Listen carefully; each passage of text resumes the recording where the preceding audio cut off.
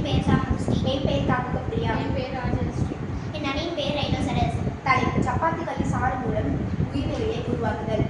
பிரச்சனைகள் பெரும்பாலான சுற்றுச்சூழல் மற்றும் மாசுபாடு சீர்கேடுகள் நெகிழியை பயன்படுத்துவதால் ஏற்படுகின்றன.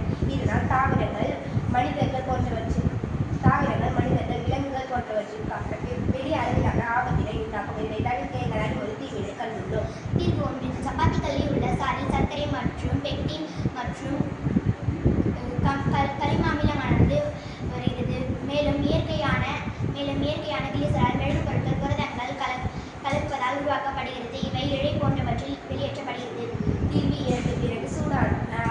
பிறகு சூடான அகற்றியை விரித்து சேரானது ஊற்றப்பட்டு மெல்லிய உரை கொண்ட பிளாஸ்டிக் உருவாக்கப்படுகிறது. அது ஒரு உயிரி நெகிழி ஆகும்.